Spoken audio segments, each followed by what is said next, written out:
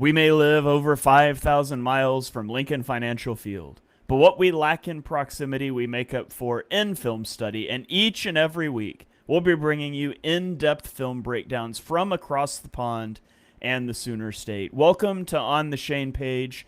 I'm your host, Shane Haff. You can follow me on Twitter at Shane Haff NFL. And I'm joined by BGN's own film guru, Jonny Page. Give him a follow on Twitter at JohnnyPage9. Jonny, how are you doing this evening?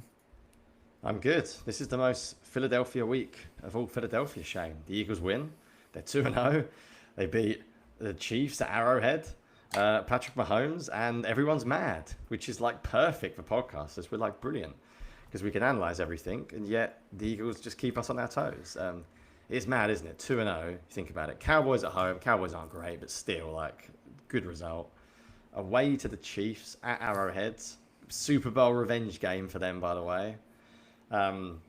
Never lost 3 in a row, isn't it? Mahomes, since God knows what the announcer said, like 2016 or something, and yet we're all still mad. Which is great. Like, I'd say 90% of comments are angry rather than happy. I guess you could say the expectations are very high in Philadelphia these days, which is good. They've set a high standard for themselves. So I don't know if this is going to be similar. We're probably going to be, I'd say we're probably mixed. Looking at our points, this is probably a mixed combination of positivity and negativity. Maybe slightly more positive than people would expect.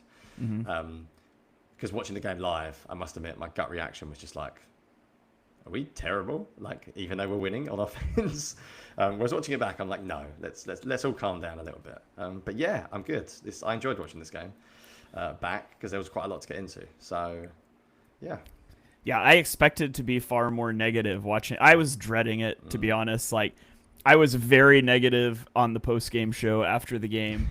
And then Yes, I don't know if you listened, but it's probably legitimately the least fun I've had watching a game in a long time. And I don't like being negative like that, but it's how I felt. And I've always said I'm going to tweet emotionally during games and on a post-game show, and then I'm going to come back and watch the film. And I was dreading watching the film because I was like, man, I'm going to have to tweet through all of this crap. And surprisingly, I saw a lot of things that I liked, and we'll dive into it here. And but I walked away still frustrated with things, but thinking there's some building blocks as well. So I mean, we've already kind of alluded to the offense. So should we jump in with the offense first today, Jonny? Yeah, and I think it's worth pointing out, isn't it? That is the point of the post-game show. I haven't done one yet. It's my first one this week because it's a 1 p.m. game, which is nice. Post-game is for the immediate reaction, isn't it? That's where you get it off your chest. If you're not that, you're not a fan. Like, post-game is how you feel in the moment. You can't change that. And you know what, Shane? Sometimes I think we know more in the moment than we think. Yeah. Like, I think there are some things that sometimes we say that you're like, yeah, do you know what? In hindsight, I might be more positive. But actually, in the moment, I just know that it wasn't good enough.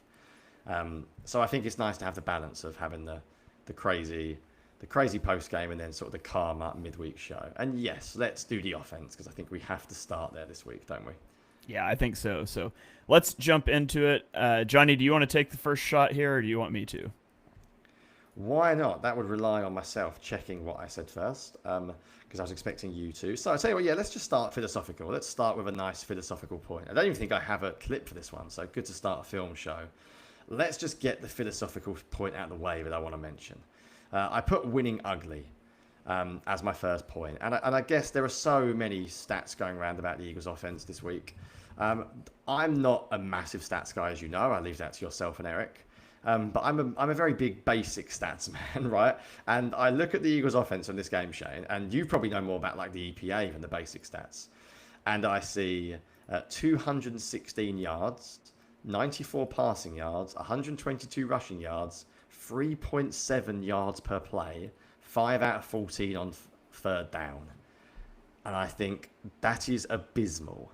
Like, let's be real. 3.7 yards per play is rough. 5 out of 14 on third is not ideal, but the 3.7 yards gets me. And I guess I just wanted to, and I wanted to know your thoughts on it as well. I don't care how the Eagles win. I think it's fair to say that some fans do. And by the way, I don't blame those fans at all. Some fans root for teams, but also want to root for players. And if you're telling me I've enjoyed watching the Eagles offense live the last couple of weeks, I haven't really. Do I enjoy watching AJ Brown run 5 slants, basically in that game for 27 yards? No, I don't. I enjoy moments of the game. The Eagles didn't have the Eagles, Jane, had 2 receivers over 7 yards this week. I'm talking like everyone. Devontae Smith 53, AJ Brown 27, and then Barkley with 2 for 6. Like, it is rough out there, but I think we have to be honest with ourselves. And I've read a lot of quotes this week. I've listened to what Sirianni said. I've listened to what Patudo said. They said they want to throw deep down the field more, blah, blah, blah.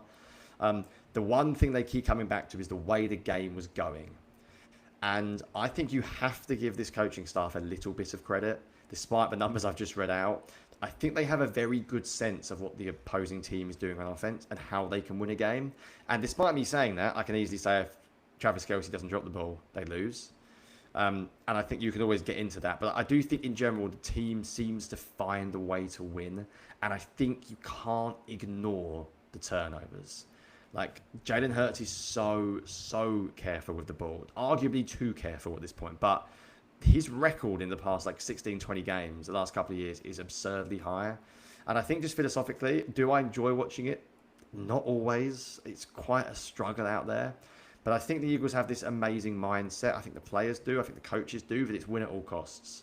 And I think it comes from the top, from Sirianni and Hurts. And I think sometimes we're going to have to get used to this year. That we're basically going to just have to win ugly at times. Because I think when it feels like the Eagles think they can win without turning the ball over, I think we're going to have to get used to this. I do genuinely believe the offense has more. And I think if the Eagles are losing, I think if we find ourselves in a shootout one week, I think you will see the offense expand. That's my positive take on it. I think they are playing within themselves on purpose. So my first point was going to be basically just about winning ugly. And I think you have to give the organization credit, even if as fans, it can be quite dull at times. Yeah, I guess my first point kind of goes along with that.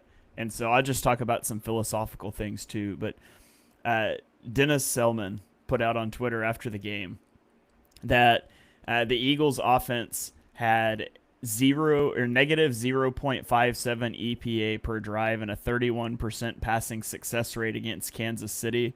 And both of those were worse than any game last season. And so, when you look at the offense and you see people frustrated about it, that's why. It's literally a worse performance than they had in any game last season. Yeah, it's not like film nerds. This is not a film nerd stuff. This is not like, we won. Shut up, film nerds. Go away. It's actually better. It's not. The numbers are really bad. Yeah. Let's be real. If they play like this all year, they're not going to win the Super Bowl. Well, I don't think that is that a controversial thing to say. No. They're not going to be good enough the way they're playing. But I do genuinely think some of it is almost not like they're not playing badly on design, but they are so safe by design. I do sort of get the feeling that if this game turned into a shootout, they would do more. I think they do have other answers. We just haven't seen them. I just have to think they have other answers. I can't believe that this is it. And we talked about this in the Discord earlier today. And if you're not in our Patreon Discord, come join the Patreon. We have a lot of really good conversations in there. We had a really cool conversation about what one of my second points is going to be here in a little bit. But the Eagles are so conservative. And yes, they've won both games doing that. And that's great. But if you lost that game to the Chiefs, which, by the way, you won by 3 points, and it took the Chiefs missing a field goal, gifting you 3 points on that 4th and 1 call, and an interception on the goal line on a ball that hit Travis Kelce in the hands for what should have been a touchdown. And could have, should have, would have, whatever. But those 3 plays go different, and you lose 27-10.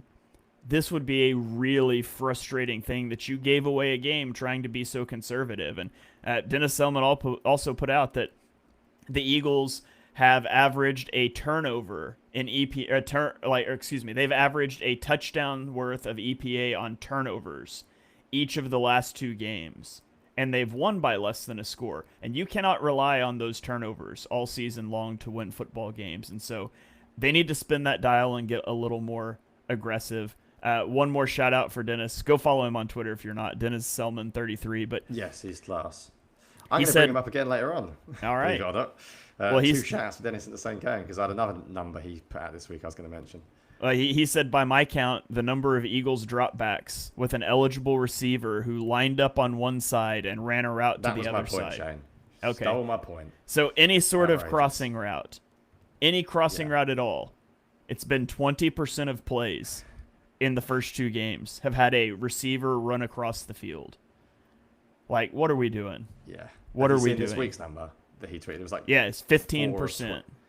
Yeah, and the worst thing is as well, over on we won't keep talking about Patreon the whole time, but I watched the Chiefs last week, and I actually went back at my like main takeaways, and the game basically played out in many ways like I expected. Like there was a lot of things that I think I got right, especially with how the Eagles defense had to help. In fact, I think my defensive preview was very spot on. But on offense, my first point was you have to test communication in the secondary. The Chiefs had a real problem week 1 with pick routes, switch releases at the line of scrimmage. They massively struggled with communication. There were so many players running into each other on the back end. That's what crossing routes do. Like they force you to communicate because they're very hard to cover one-on-one. It's often a zone coverage that picks them up where a linebacker passes it off to a safety or a corner passes it off to a linebacker. You test that communication, and the Eagles just didn't do it. Like they were very prepared for the other problems. They were very prepared for when they go in empty. They were very prepared for the blitz, extremely prepared for the blitz.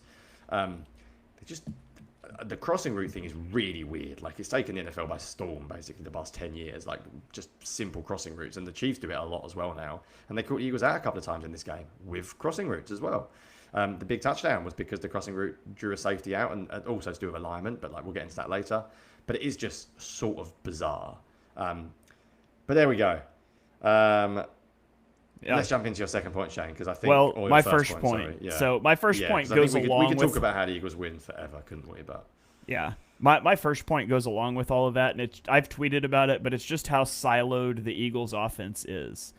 I went back and in this game in particular, the Eagles called 11 plays from pistol, and only one of them was a pass, and it was the first play of the game. They called 14 plays from under center, and all 14 were run plays. Now, 7 were tush pushes, so we can set those aside. But regardless, that is 18 plays that were under center or pistol, and it was an 11% pass rate from non-shotgun. Okay, and then you look at shotgun plays. There were 33 plays from shotgun, and 26 of them were passes. And 2 of the runs were draws on 3rd and 15 or more.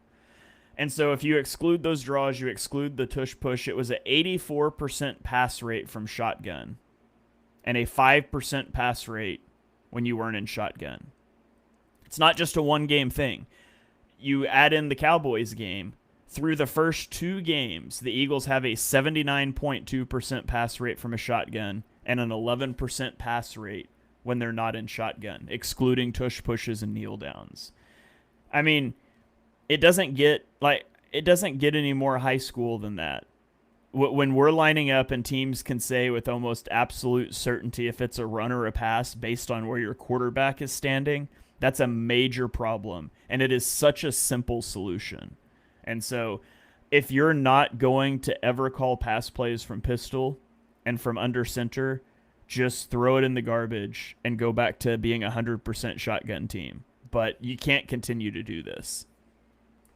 yeah, I said yesterday on the Discord as well, that it feels like a bit galaxy braining of late. Like, but when the Eagles do call a play off it, it's like, yeah, but you don't need to run 2 whole games worth of film to set up a play. You can have like 1 successful run from under center and then run boot action and catch teams out. You can't spend half the season. I know 2 weeks isn't half the season, but you know what I mean.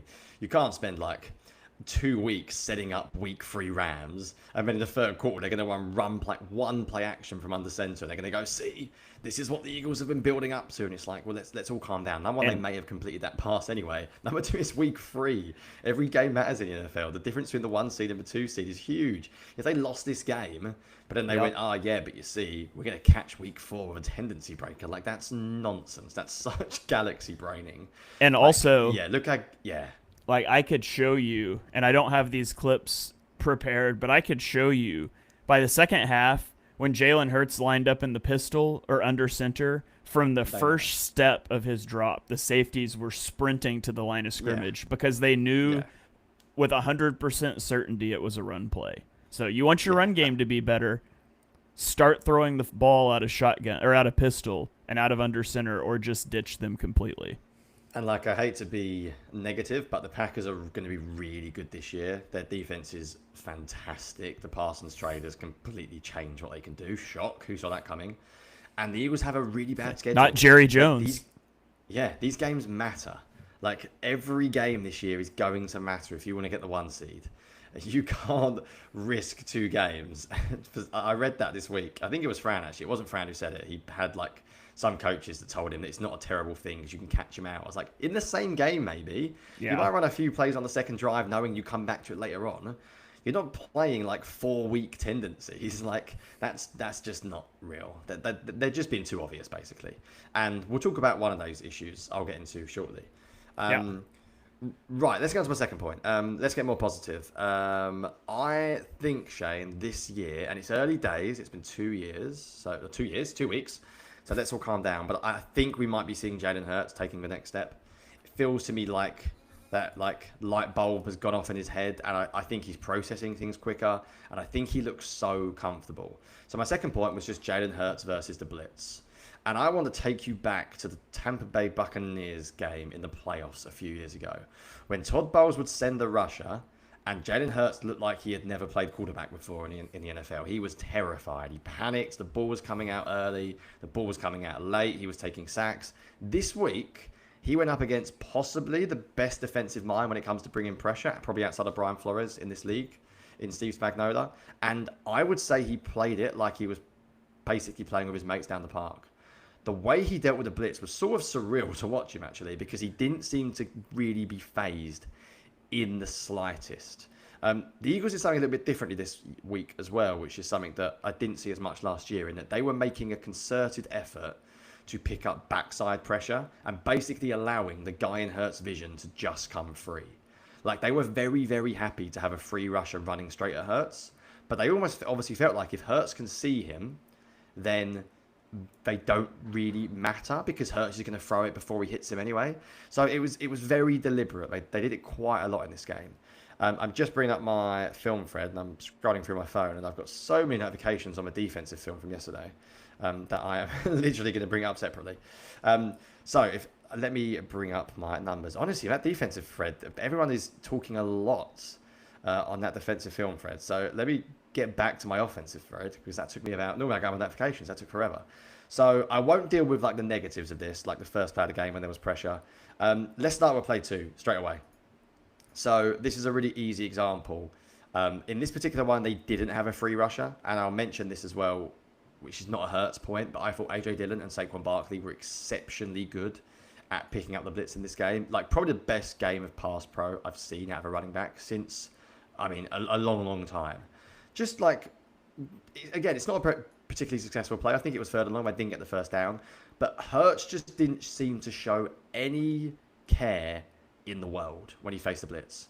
Like, it just looked so easy. Very, very mechanical. Very, like, pocket sound. I think play 3 is probably one of the best examples of this. And there's a few others we'll get into. I won't show some of the screens because I think they're a bit more obvious. But this is a really good example. They send the free rusher, and in this particular case, the Eagles have motioned 4 strong, or not 4 strong actually, sorry, they're 2x2 with that little thing that they do all the time with Barkley running out, which they love doing. And Hurts has a direct free rusher staring right at him, but there is absolutely no panic whatsoever. Like, if you watch just Hurts on the play, there is a guy running straight towards him, and there is zero care in the world. Like, I think the Eagles made it very obvious this week, and I wrote about this in the film review. I think one broken tackle in this game could have been a huge gain. If Devontae Smith breaks a tackle there, which he very nearly does, I think he could score. If A.J. Brown breaks the tackle on a slant later on, I think he could score. Like, there is nothing else there that Devontae Smith has to get past. And I just think we spoke about Jalen Hurts being a Madden player on our evolution of Jalen Hurts a few months ago. And a lot of people have commented on my BGN article saying they like that idea of Jalen Hurts being a Madden player because his progression just seems like every year he does something better. I think processing and I think the ability to play the blitz seems like extremely good compared to where it was at a couple of years ago. I'll show just two more very quickly. If you go to play 8, This is one of the slants to AJ Brown. Once again, this play is from empty. And again, I think this one, the free rusher is closer to Hurts. They're almost signaling this earlier on. Like the Chiefs are pretty much signaling this very early. So Hurts knows he hasn't got very long. And that's one of the beauties of empties. It's very hard to disguise what you're doing. But that's quick. That pressure is there in a hurry. But it's back foot, ball out, done. And that's a really, really nice ball, by the way. And if AJ Brown breaks a tackle once again, I think he could be gone. And then my final example is play number 11.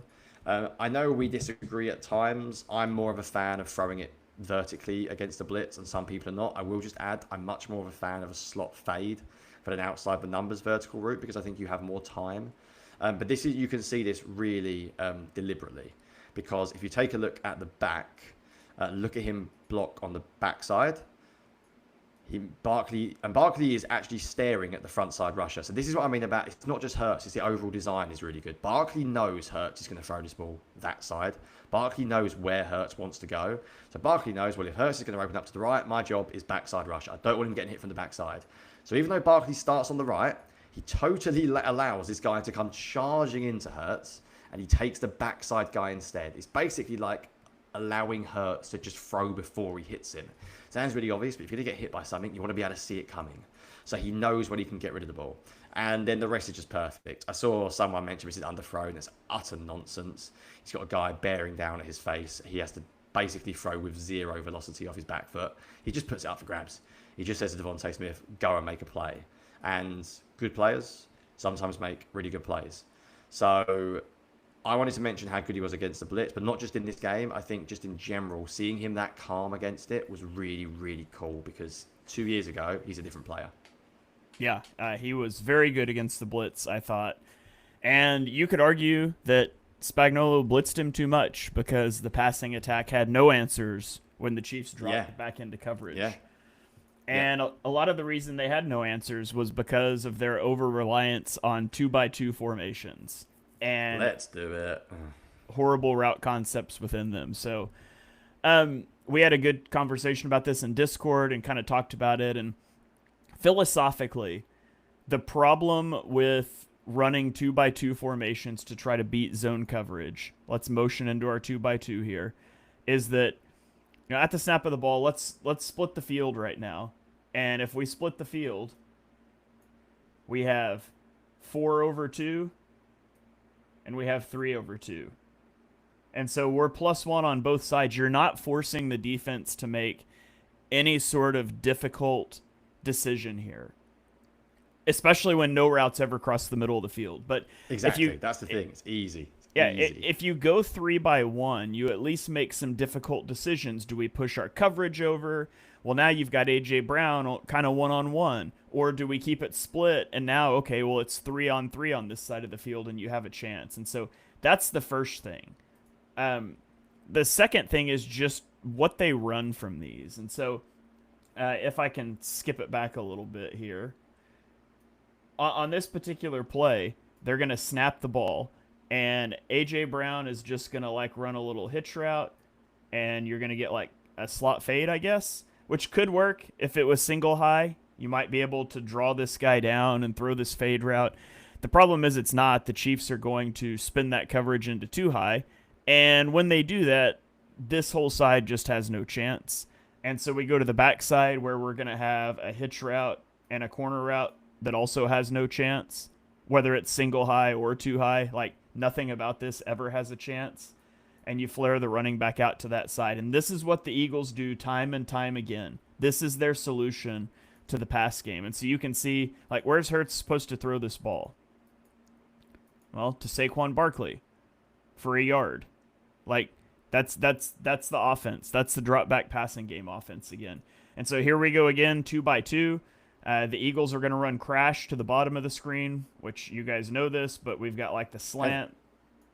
Go ahead. Every team knows crash now. The first 2 weeks of the season, crash is an absolute disaster. It was a cheat code last year. This year, I feel like the team knows it before they're even running it. Yeah, so the Eagles are going to run that, and then they're going to run like a little hitch route with this dig route. No chance. And we'll flare the running back out to this side, and we'll roll the tape and see that nobody is open. And so you get the snap of the ball. You've got 3/2 on the crash side. No chance. We run right to a defender and turn around and stay covered, and we've got 2 guys with eyes on this dig route. And so Hurts has to throw it to Barkley again behind the line of scrimmage because that's all our drop back passing game is right now. But wait, there's more. 2x2. I literally had to double check this and make sure this wasn't the same play because they're in roughly the same area of the field. Crash to the bottom, the wrap in to the top with the running back flare. Nothing's open. Where's Hurts supposed to throw this ball? Is the exact same. Yeah, and this time he gets like decapitated by Omar Norman Lott, and so it's the exact same play. It's the same play. It's identical. If you're going to run the same concept, you got to dress it up differently. And that's all they do. That's all they do. And so you can run 2x2, but you've got to get guys crossing the field. You've got to do some things to try to you got to try to flood these zones. So I mean, go 2x2 and run a flood concept. Send a vertical route from the outside guy. Here, let me put it back up here and I'll just draw it. Like, let's say we're not doing the stupid condensed alignment thing. So just pretend with me that we've got, instead of this receiver here, we've got him out here. So why don't we run a go route and a corner route and fast to the flat, and we can flood this zone and have somebody come underneath to hold this hook defender so we high-low this cornerback. Maybe we could do something like that. Maybe we could run dagger, and so we run off this safety and we run the dagger route behind with a crossing route, shallow cross / dagger. Like, there's a lot of things that you could do. It's not innately that 2x2 is bad. It's that when you run 2x2, you never cross the field and you run the same routes every single time, it's never going to work. And that's why the Eagles' drop back passing game is a disaster right now. It should be a really easy fix, which is the positive. But that's what's wrong with the Eagles' passing attack. I went into it a lot more in my pass game review for Patreon, and so go check that out if you haven't, because there's a lot more plays like this that I go through, but that's just a little microcosm of it all. Yeah, I don't really want to add too much because you said you do it. You've gone into it in great detail, and it's sort of obvious. The one thing I will just add, and I struggle with comments like this because people say, well, we've mentioned this problem before, so is it a Hurts problem? And obviously Jalen Hurts likes plays and prefers plays, and he has input. But Shane, that play you drew up at the start, flood with a crossing from the other side, basically. Hurts has run that. I've seen him run it. He runs it well. I think Hurts throws possibly the best intermediate out route in the NFL. We mentioned that in the show we did in the offseason as well. His numbers on intermediate out routes are really good. He throws a brilliant comeback route to the outside, and he's not thrown a single ball in 2 weeks between 10 and 19 yards. Like, that's impossible. I've seen Jalen Hurts run flood 100 times. The Eagles used to run flood all of the time, too often, and Hurts runs it really well.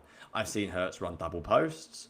I've seen Hurts run double post wheel last year against the Packers. Week 1, he threw the wheel. He threw the wheel against the Jags. He threw the post last week to Jahan Dotson. So the idea that, Hurts can only run 2x2, I just don't buy it. He might have plays he prefers. There might be things that he likes. He might like 2x2. He might like having one option one side, one option the other. Fair enough. Number one, it's your coach's job to say, well, unfortunately, mate, you had 98 pass yards or whatever this week. So whatever you like maybe isn't working. But it really doesn't. I get a little bit annoyed by the Hurts can't do it stuff. I am not an idiot. I know that Hurts probably doesn't run as many concepts as you can run with Justin Herbert or Dak Prescott, who see the field better. But it's a rubbish excuse. It's a rubbish excuse. The idea that because Hurts is not as good as the top guys at reading the field, you can't run sail or flood, or whatever they call it, is nonsense because we've seen him do it. He has done it consistently the past few years. So they're just not calling it right now. And for whatever reason, the 2x2 stuff, as you mentioned, is not inherently bad. It's just not currently working because of the concepts they're running off of it. Speak of the concept, Shane, let's move on very quickly to my third and final point. I actually don't have any clips for this either. I could have done Barkley. I could have done run game. I could have moaned about Calcaterra. I can't be bothered. The whole world knows. The film is out there. All you have to do is turn it on. The tight end blocking is rough. It was a problem before the season. It's a problem during the season.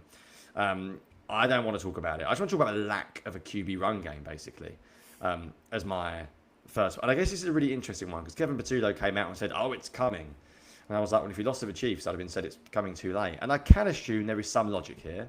that the Eagles are protecting Jalen Hurts' body and they want him to stay healthy.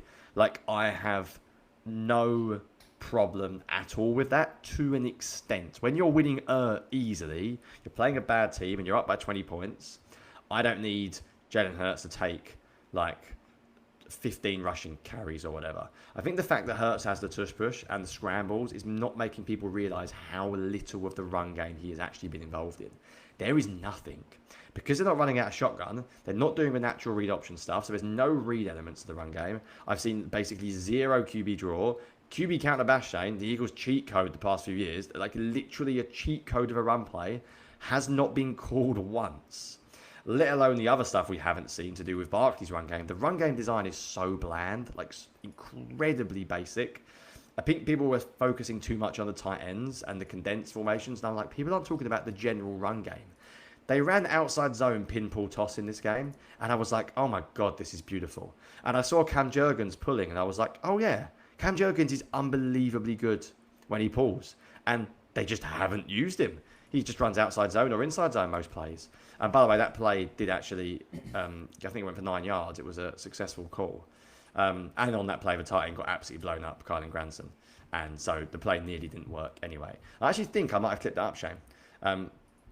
So seeing as I'm explaining it, yeah, it was play 10. Let's have a look at this very quickly as I'm explaining it. So this is the only play I saw of the run game all week. And I was like, wow, this is interesting. So I think they're in shotgun, actually, which probably doesn't surprise. It's actually quite surprised they ran. Actually, no, I might be pissed off on this angle. It's hard to see, isn't it, from the Nah, it's shotgun. But yeah, Granson. I mean, look at Granson. Like, people have said we should be playing him over Calcaterra. He can't pin. Like, the whole idea of pin pull was, the outside guys pin, the middle guys pull. He can't pin this down at all. He's being ragdolled. He nearly gets pushed straight back into Barkley. But I watched Jurgens on this play. I'm like, oh yeah, he's incredibly good in space. Sorry, it was Dickerson putting, wasn't it, that particular one? Jurgens pulled on the touchdown run Barkley had in the first half. But yeah, I feel like just the run game is so basic. And maybe J-Rock commenting, it's impressive how successful it is. Again, Galaxy braiding it, Shane. Christ, when they start bringing out QB counter bash week 5, it's going to be amazing. But it's just not there. Like, zone read's not there. QB counter bash isn't there. QB drill's not there. There's so many things. As you're watching, Dickerson do the best forward row ever. Maybe that's why he's got a bad back. No kidding. Stop doing that. I had a theory based on how Chris Jones dominated him at points in this game. He's definitely not playing 100%. But then I see him doing this running somersault, and I'm like, well, maybe he's fine. Yeah. Yeah, and by the way, the only successful runs the Eagles had from 12 personnel in this game was literally running away from tight ends. It was brilliant. They had, I tweeted it, or I put it in my Discord, didn't I? There was 3 plays where they basically just said to the 2 tight ends, you go to the left, we're going to run to the right. And they were 3 successful runs, I think 9, 11 and a touchdown. Was it 13 yards and touchdown? It was just brilliant. They were like, yeah, we're going to still play in 12 personnel, but we don't actually want you doing anything. So anyway, I'm going to shut up about run game, and I hope it gets better, because run game is my favourite thing to analyse, and it's really boring at the moment. Finish us out with the offense, Shane. Hurts hasn't had, well, depending on how I view that spread scramble to end the game against the Cowboys as not a designed run. I think that was a pass play and he took off. Yeah. But that they haven't, if you don't count that as a designed run, they've had no non-QB sneak designed runs for Hurts. It's been all QB sneaks and scrambles. So, and again, really I want to manage his health. And so let's keep him healthy. But you need to throw it in every once in a while. For anyone that hasn't followed me for a while or is new this year, I have spoken for basically as long as I've done podcasting. Mobile quarterbacks are a cheat code in the run game. They are a literal cheat code. You basically gain a blocker or every single play. Like, it's an absolute cheat code having a mobile quarterback.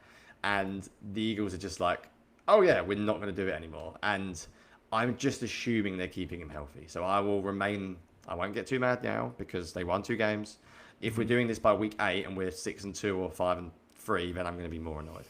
Yeah. Okay, my last one is about the screen game design. You guys have heard me yell about the Eagles screen game for years.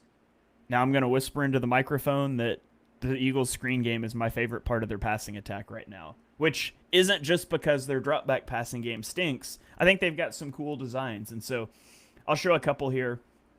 On the first one, it's actually John Mechie in the backfield, and Saquon Barkley is out wide, and he motions in to make it look like a 2 running back set, and then Mechie motions out behind the 2 receivers. And so if you look at this after the snap, it looks like they're reading this defensive end.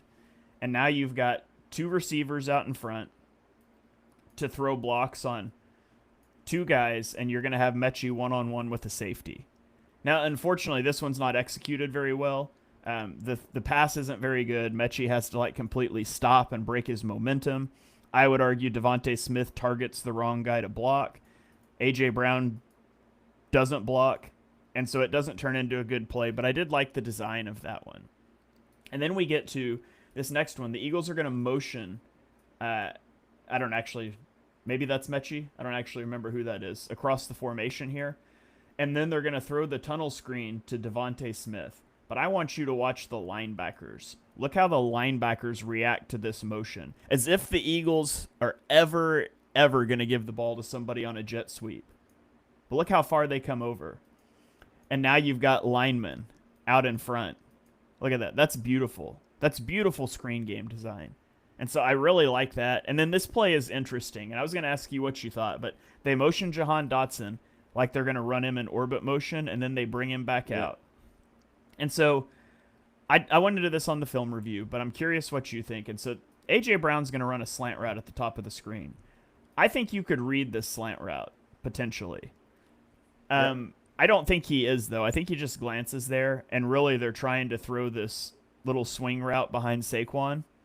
And to me, that's how I would read it. And so you get the deep corner out. I think if I'm reading this, I'm going to throw this little swing route unless the Chiefs just like overly commit, and then I'm going to take this corner route behind it. So I don't know for sure what they're doing on this. I'm not sure what they're telling Hurts to do, but I don't think he's actually reading Brown on this. And regardless of whether he, I think he is. You think he is? He is, for what it's worth. Yeah. Okay. So see, I was looking at it as more like a screen pass. I don't think it is actually, and this is a really interesting one, which you shouldn't have mentioned because I'm now going to talk about it, and I want to get to the defense because we spent too long on the offense already. I think this might be the best example of Hurts speeding up his processing. I really do think he might have got through his progressions that quickly, and I know it sounds too quick, but I think basically you're right. It's like a check down, but almost like a plan check down. So it's like, unless the slant or the corner are wide open, and I think he looks at the slant immediately, if he pulls it there, basically sees that there's a safety and just goes, nope. And then when you look at the corner here, I think he sees that defender in the flat, or not in the flat, I guess he's sort of dropping a little bit and just thinks, there's no reason to even read the corner because I'm 2-on-1 already. So I don't think it's like what I'd call a screen. I think he is reading it out, but I think he's almost doing it really quickly. And I'll just say this very quickly so we can get onto the defense. I think the fascinating part of this play is when we're talking about Hurts progressing as a processor, eliminating what's not there. There's like a part of evaluating quarterbacks that I've always noticed that like sometimes when you hang on reads, they come open late. That does lead to more sacks. That does lead to more sack fumbles. How do you prevent turnovers? You get to your check down really quickly. And I think sometimes Hurts is maybe too quick, which is mad to say, isn't it? Because he's never processed things well. To get to his check down, rather than, I think he could let that corner route develop a little bit more. I think he might have it available if he lets the play develop. But do you want your QB sitting in the pocket for 3-4 seconds? Is that going to lead to bad things? I think that the emphasis is get it out quickly. So there you go. Yeah, and to Let's me, move over, Shane. So to me, I was looking at that as almost like a screen pass that we have a corner route we can throw if they overly commit. But either way, I like that design, and so I like some of the design in the screen game, and whether that one's a true screen or not, I enjoyed the design for that one. So there you go. That is our thoughts on the Eagles' offense from the All-22. Now we'll flip it over to the defensive side of the football for part 2, and let's get into that. Let's get into it, Johnny. Do you want to lead us off here, or do you want me to? Let's do it. So I'm starting on both sides. This is unusual. So there's a few things on the defense that I liked, and seeing as J-Rock's in the chat, let's do Cooper DeJean first. J-Rock on the Discord, me and him have gone back and forth on DeJean. So let's talk about the first play of the game. So I thought DeJean was absolutely phenomenal in this game, and I basically just think he's a superstar, Shane. I think he's a superstar nickel already. So this play is absolutely fascinating. So full disclosure, I watched this play about 25 times yesterday, I reckon. And that's not an exaggeration. And then I got so frustrated with my read on it, I spoke to multiple Fangio guys, including Honest NFL and Sean Syed, who many of you will know. And the great thing about the NFL, Shane, is that anyone who tells you they know what they're talking about, they don't all the time, because both of them completely disagreed with each other. They don't know that, but they both had different opinions on this. I won't tell you what one that I agree with, because that would be unfair. But one of them was basically saying DeJean. So this is cover 6. So cover 6 is quarter half, and the way cover 6 works is that basically DeJean is the flat defender, which means he plays like squat technique. So he's sitting on the out route. My gut was, and this is why I mentioned I'd talk about J-Rock, because he talks about DeJean moving outside. I think DeJean plays this wrong. And as I said, one of the film guys I messaged last night agrees with me. The other film guy does not. That's the joy of watching film. I think DeJean should play this high to low. And I think the way Fangio teaches this is play it high to low. And I think this is an example of DeJean's depth and leverage of these routes is perfect from the nickel. I don't think it's a coincidence that the one coverage bust, we're going to call it a bust, it's not a bust, but the one coverage mistake I think he makes is when he's playing outside base. And it's only one play, and I'm not saying he shouldn't play outside in base. I think he absolutely should. So, yeah, Adam commented, Cooper's a cornerback in base. He is. This is only in base. But point being, like, I wouldn't move him because I want him in the nickel when they're playing. When they're playing, as in I want him inside when they're playing nickel. I don't want him outside ever, and it just shows you how hard it is to actually play different roles. How do you read this play, just out of interest? Do you think I'm being harsh on DeJean? Are you team person that agrees with me, or do you think he plays this correctly? It's tough. I feel like either DeJean or Bond is wrong in this, like depending on how you want to do it. But for quarter half, if DeJean is supposed to be taking this lower route, then shouldn't Bond be carrying? Shouldn't he be getting more depth once the receiver turns outside to help carry? I mean, it's a good concept to target any sort of a cover 2 half of the field. Sure. But I think Bourne could get out there quicker. Yeah, I think that. Yeah, sorry. Yeah.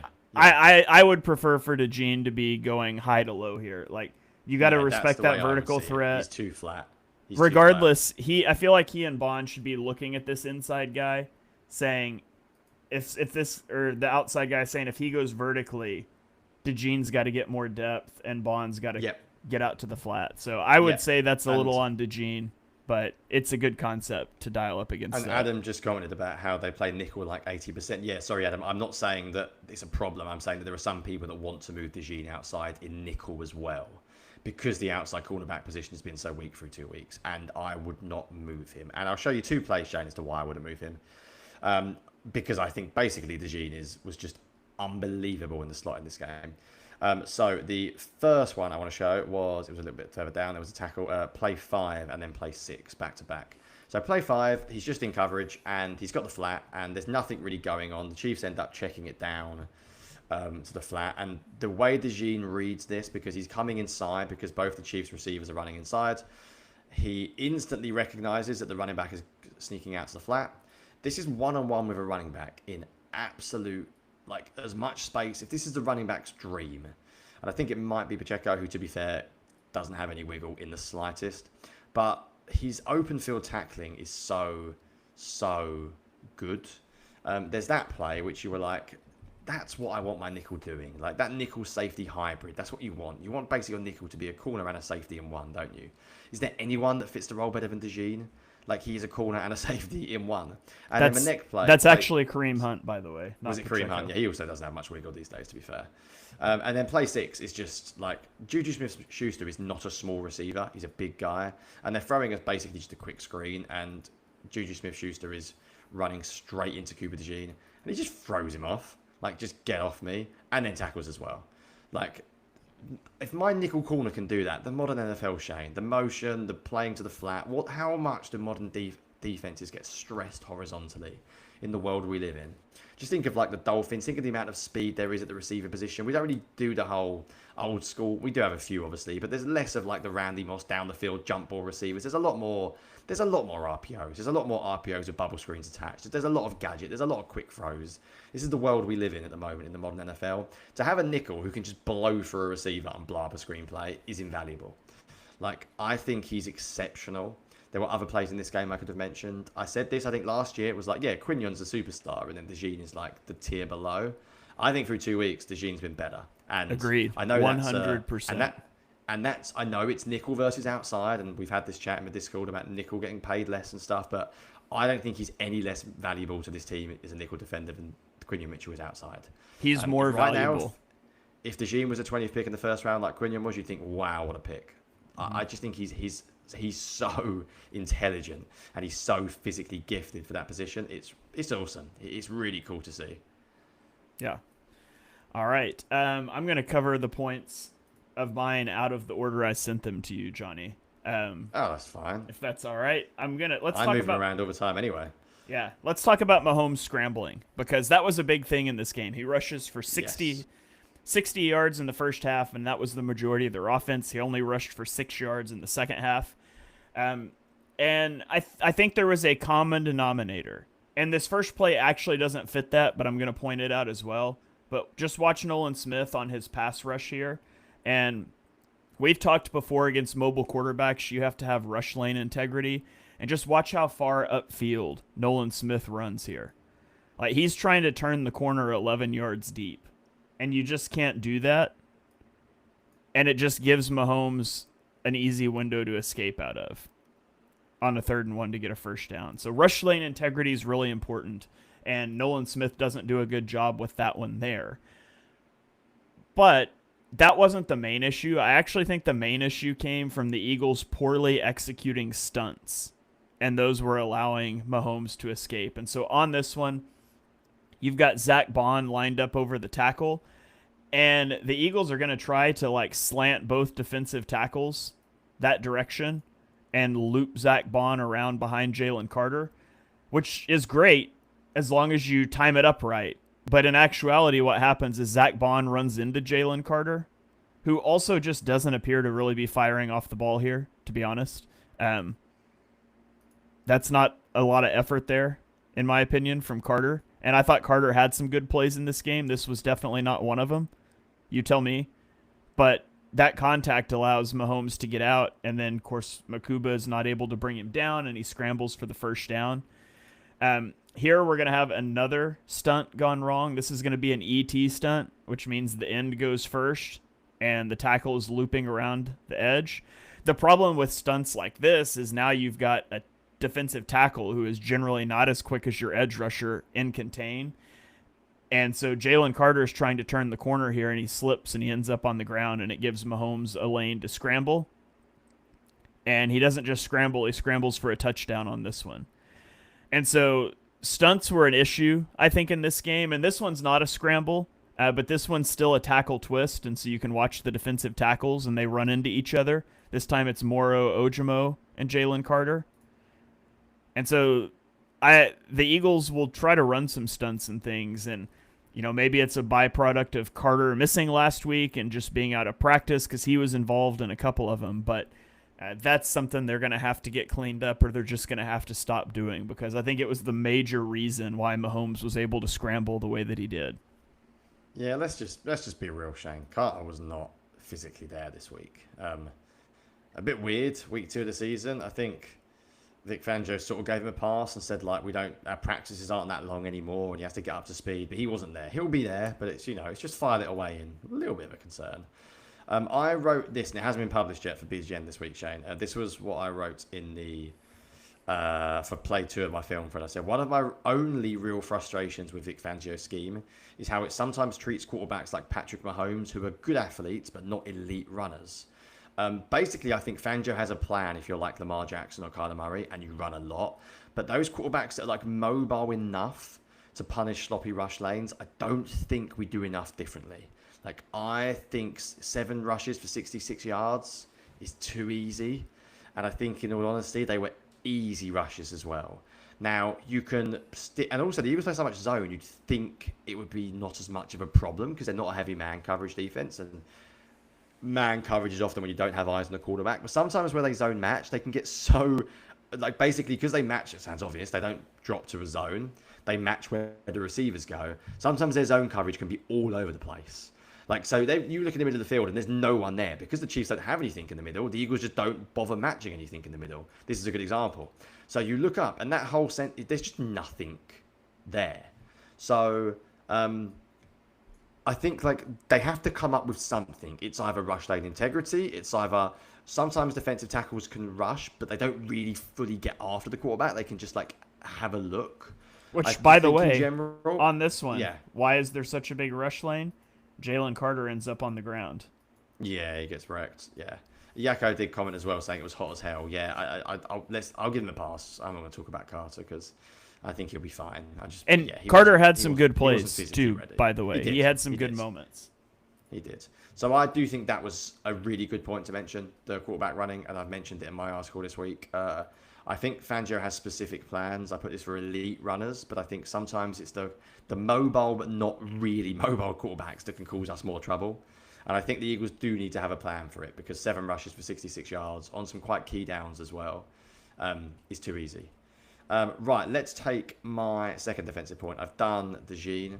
So let's go to blitzing the quarterback. I'm sure many of you have seen the statistics, but Patrick Mahomes, I think he was 3 for 10 when the Eagles bought 5 or more. The Eagles wrecked them this week in the first half in particular with blitzing. And I could show multiple examples, but I'll show a couple. I think the best thing in this game about the Eagles blitzing was that it was incredibly unpredictable who was coming and who wasn't. And when we think of a Fangio defense, we think of sim pressure. So we think of all 4 are coming, but you don't know what 4. This week it was 5 are coming, but you don't know what 5. Because on most plays, there was a chance that 6 could have come and then only 5 did. So I'll start with play 3 on my film thread. We spoke a lot about late rotation from linebacker of Zach Bourne to edge last year. The Eagles have been doing it more with Jahar Campbell this year. This is the latest rotation you will ever see. And I think they're actually late. I think they probably mean to rotate like on the snap. I think they're genuinely just like a second late. Like I think he's meant to be there by now. So they probably get a bit lucky, but it actually creates like the best late rotation of all time because the 2 Chiefs tight ends are like, what the hell is going on? And when you watch it though, again, look how many people could come. That was the key thing this week. It's almost like they usually send 4 and 5 could come. This week it was we're going to send 5 and 6 could come. If you pause it pre-snap and you look at what Mahomes is looking at, I think there's absolutely a possibility that Bourne could blitz on this play, Campbell could blitz on this play, and DeJean could blitz on this play. They could easily send 7. And I think the Chiefs were caught out and they didn't know where to slide.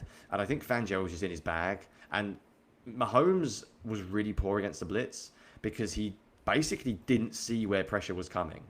There was a really, really good example of this. And by the way, it's a ridiculous play by Zach Bourne, but what else can you say about Zach Bourne, Jane? There's one play that I really liked. It was the Makuba sack, actually. Makuba was going to be my final point, so I won't talk about the sack in terms of looking at Makuba in this particular example. But this is a really nice example because when you blitz, right, let's speak obviously. If you look at pre-snap, right, if Makuba comes here, which he does, if your safety is 15 yards further forward, so imagine he's right behind him, the whole world knows it's a blitz. So the only way you can do this is he is going to be open immediately at the snap. Like, there's no way you can blitz. A really good quarterback sees Makuba blitzing, throws it straight to him on a hot. That is open 10 times out of 10 because it just simply has to be. So the only way you can actually get free is if the quarterback doesn't see you coming. And people said Mahomes missed him. Mahomes didn't miss him. He just wasn't looking that direction. It's not his first read. I swear, if you watch the back view of this play, Mahomes looks at Makuba on his first step and then just looks away. I have no idea. Really interesting. Maybe it's something they're doing deliberately, unlike the Eagles. They didn't want to throw into it. But it's very poor if so, because the second the corner's blitzing, you just throw it where he was. You just throw to the vacated area. And it's a good example of when you send 5, there's always a risk. This could have been a completion, easily. Sometimes when you blitz, they get completions. But I think the way the Eagles blitzed, I think the Chiefs couldn't handle who was coming and who wasn't. Once again, this is another example, Shay, where he blitzes, but somebody else could have come as well. It doesn't have to be Makuba. And I think, long story short, the Chiefs just couldn't predict who was actually coming. And it meant that they weren't prepared for it. And the Eagles had some really, really good success with sending 5 in the first half in particular. I thought the Chiefs were very slow to adapt. So here's the back view. Watch Mahomes' eyes as the ball's coming to him. Like, his first glance that is so quick, man. Though that's tough. Maybe he does. his first glance is at Makuba, who you can see coming from off screen. Yeah, maybe, but then by now he's already gone. I don't know. Yeah. He's wrong. It's a terrible play by Mahomes. Mahomes was not good against the blitz, and I put this in my article as well. That you're watching Jalen Hurts play the blitz versus Patrick Mahomes. There's no competition this week. One quarterback was far more. Yeah. Well, and against it. And this is not a scheme thing. It's not an Andy Reid thing. The guy's open. And the center opens left. So who Mahomes should be checking is over here. This is where he's hot, and he misses it. So, I put out the stat when I tweeted this clip that Mahomes was like, I think it was over -1 EPA per drop back against the blitz in this game. So, really bad. That's mad, isn't it? Really bad. Yeah. Right. A few more, Shane. Not bring us home yet, actually, because you've got 2 indeed. Yeah. I want to talk about Adoree Jackson. Jackson, we hated in the preseason. Your thoughts. I'm intrigued because I'll save mine for after you. I want to hear what you've got to say about this one. Okay. So this first play, I just think's really cool. He's at the top of the screen, and so you can't see him right now, but you'll be able to. But the Chiefs are going to run mesh, and the Eagles are in cover 1. And I just want you to watch Zach Bond. This could easily be a Zach Bond play too, but Zach Bond and Adoree Jackson coming from off screen. They do such a good job passing this off, and so it's a drag route. And Zach Bond picks this up, and Adoree Jackson spins out, and he's the whole defender now. And I thought that was so cool. And I thought just seeing them communicate that way, I thought that was really high-level stuff from them. And sorry, Shane, that's also why I think Fangio in general would like experienced players with reps in the scheme. It's hard to ask young guys with no experience to do that. Yes, that's very fair. This second one, he is aligned in off coverage here, and he has excellent click and close on this. So he's got no help over the top. This is cover 3. He's responsible for the deep zone. So look how quickly he clicks and closes downhill. This is really good stuff until he just whiffs the tackle. So got to tackle, but the coverage and the click and close I think is good there. This was probably one of my favorite reps of the game for him. He is at the top of the screen. This is 3rd and 5, and it's Hollywood Brown, who ran a 4.2740 at his pro day. He did run at the combine back then, but at his pro day, ran a 4.27, which means it's probably a 4.35, right? But regardless, he's very fast. And he's going to run a double move, an out route, an out and up that breaks at the sticks. And that is so hard not to take the bait on 3rd down. And I think he does a really good job of staying on this route. And so you can watch. I think he does a good job of, like, if this is an out, he might be beat.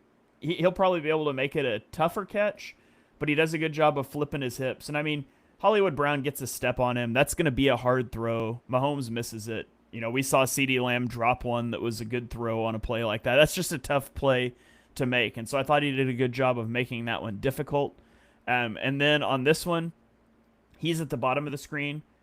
And I think this is just really good coverage. I mean, you could maybe argue like he should do a better job of, you know, his leverage should be a little different.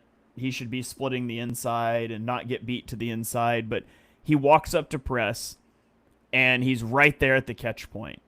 And it's a great throw and catch, but he makes it difficult. And so overall, I thought Adoree Jackson had a lot better game. Now, I do actually kind of want to cover part of my third point here because it also involves him. And I'm not. Do you want to do it, Shane? Combine them because this was the worst play of the game. Yeah, I'm not going to double cover, but my third point is coverage busts, and there's 2 of them, and I can save the second one, but the first one involves Adoree Jackson. So I've only got one. Yeah, do it. So the Eagles are running quarters here, and we've talked about quarters before. Quarters means that our outside cornerback should have our number 1 receiver if he goes vertically, and then our safety should have the number 2 if he goes vertically.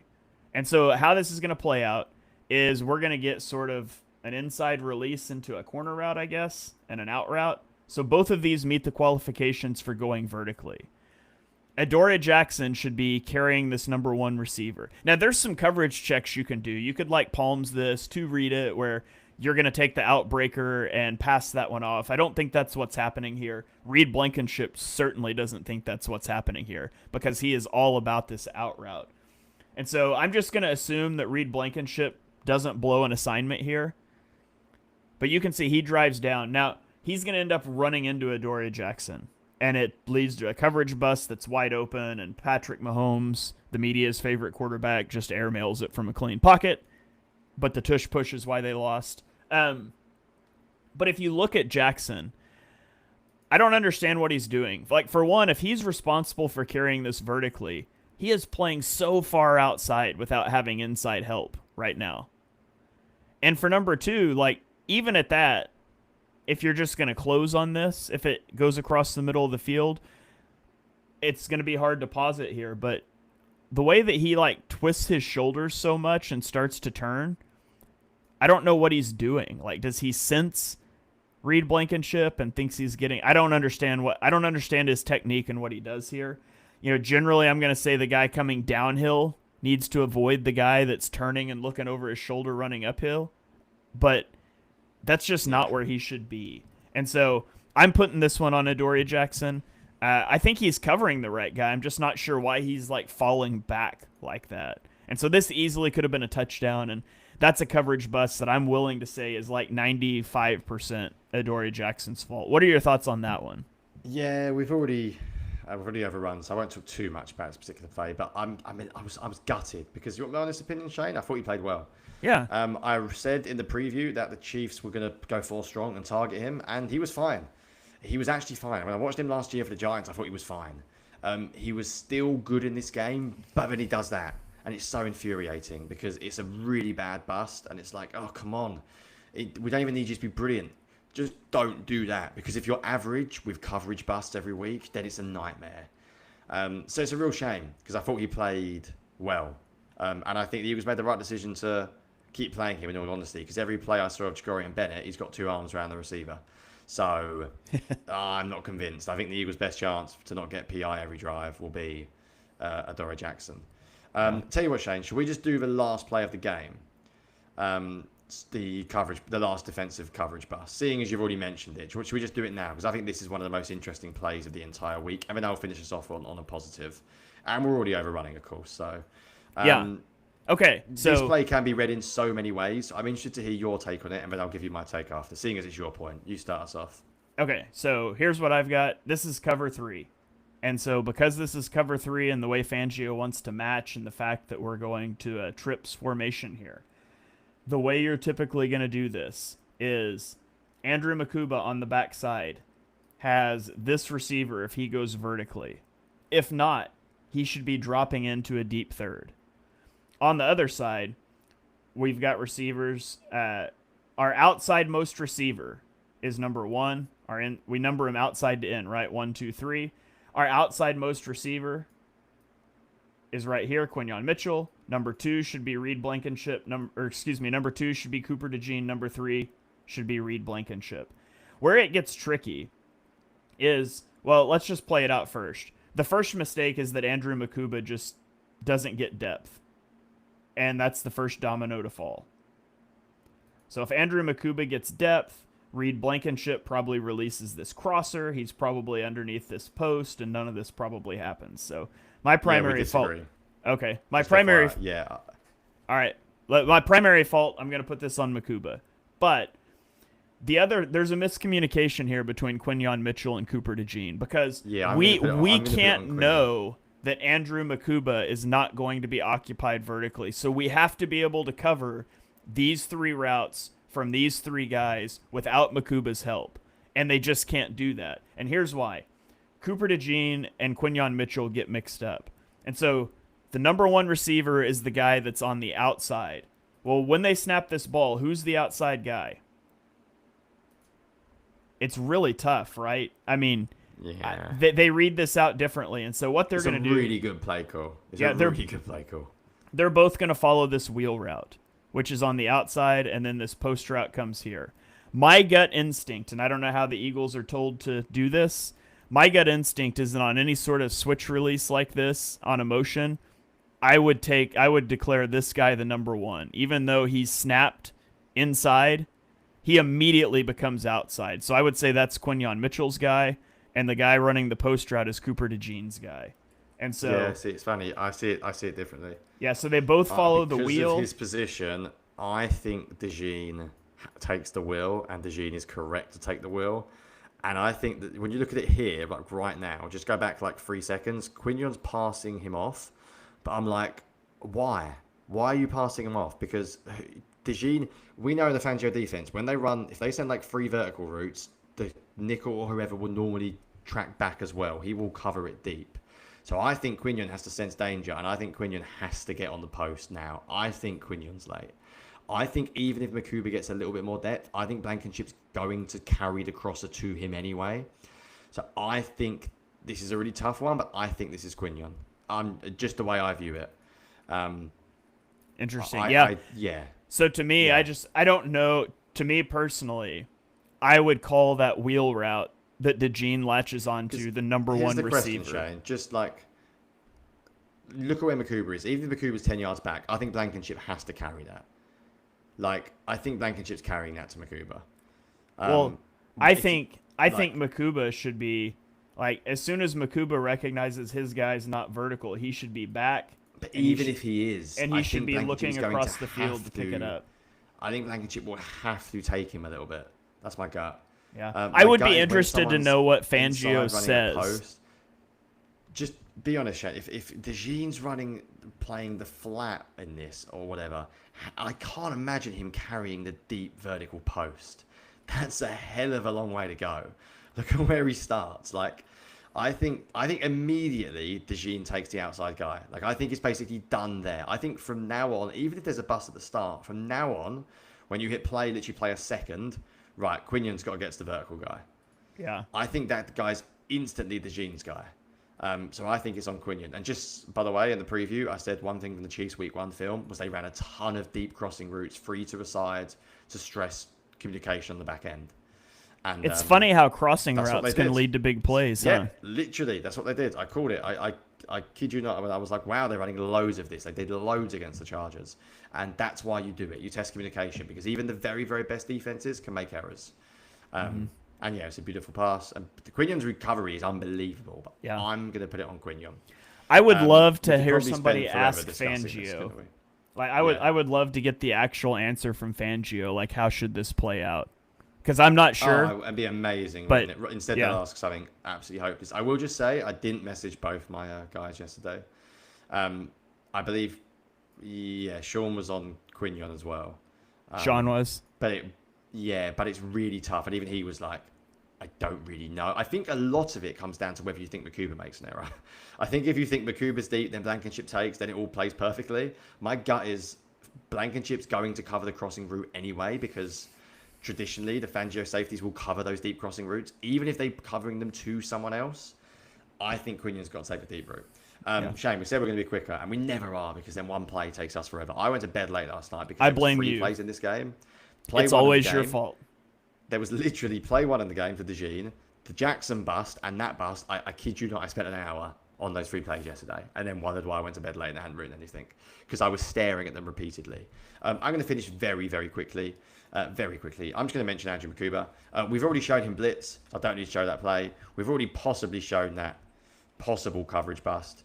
I just want to show one more play, and it was play 8 on my film thread. I think the really cool thing about this play is I don't think Makuba's perfect. He got blown up by Mahomes in this game, which was a little embarrassing, let's be real. And he's not the biggest guy, but he does come downhill very quick. But he's a former cornerback, and former cornerbacks know how to play nickel cornerback. So normally when you face a crossing route, by the way, another crossing route, Shane, causing problems. Anyway, normally the Eagles will use a linebacker, and you'll almost pass him off, and Bourne will then run across with him. But this is one of the only times I think they're playing like a spy. And Bourne is actually basically just staring at Mahomes, which means Makuba has to run all the way across. A safety who has no cornerback experience probably runs directly into everyone, and this is a big play. When you've got cornerback experience, you know how to avoid traffic because you've repped this before. He's probably been a man coverage in college on shallow crossing routes all day long, and he plays it perfectly. His angle's great, his timing of it, it's just a really, really nice play. And in particular, I think it shows that he's a former corner. Because it is not, I don't think Blankenship can do this. He can do lots of things, Blankenship, but he's not doing this play because he's running directly into Bourne. I think Makuba, basically the way I'm thinking at the moment is I think every week he might give up something. And I think you might go, I think he's at fault there. but I think he's going to make big plays, and I think he's going to have the ability to do some really cool things in coverage. So I've been impressed after 2 weeks. Yeah, I think that's fair. I think he played well in this game. I think there's some things that maybe he messed up on, but overall, I've liked what I've seen from Makuba through 2 games. And by the way, if you would like some more on Makuba, Eric did a wonderful All-22 watch along for the player spotlight in our $7 a month tier on Patreon. So if you're interested, our $7 a month tier gets you a film preview from Jonny, and it gets you a player spotlight where we watch every snap from a player you guys vote for in a specific game. So Eric and I rotate doing that each week. So not to just continually advertise that, but this podcast is kind of a sampling, honestly, of a ton of full-length stuff that we do in the Patreon. So there's more All-22 stuff in there than you can probably consume in an average given week. So come check that out if you would like more stuff like that. But I do think that's going to about do it for this one. Jonny, any final thoughts that you want to throw out before we get out of here? No, not really. I think we covered it pretty well. Just what you said about the Patreon. I'm also doing the preview stuff, and I'm hoping to have something on BGN moving forward with preview stuff, so you won't just read film reviews from me. There'll be a little preview as well. So the content continues on. The NFL season is always an absolute grind in a good way. There was some really cool stuff in this week's checkout. So if you haven't read the film reviews that I do for Bleeding Green, have a look at it. The offense one as well. I would just say, as someone who doesn't particularly like writing, but has written for 5 years every week for a publication, sometimes you write something and you think, I actually like the way that came out. And I think the way I analyze the offense this week, I think I wrote well, which is nice, because sometimes I'm rushing this thing. So if you haven't read that, I've got a lot more thoughts on the passing game in 2x2. Have a look at it. And that's currently buzzing on Bleeding Green. It's got like 150 comments, and people are very positive. So that's always awesome. So if you do engage with me on there, that's really cool to see as well. So thank you. All right. Thank you guys very much for joining us for this episode of the Film Review Show. Again, if you're listening on podcasting platforms, our film threads are on Twitter if you want to follow along that way. Or you can head over to the YouTube and you can watch the video and you can see it while you listen to us talk, whatever works for you guys. But thank you so much for supporting the podcast feed, the Patreon. We really appreciate you guys. And we will be back next week to break down a hopeful Eagles victory over the Los Angeles Rams. We'll catch you guys then.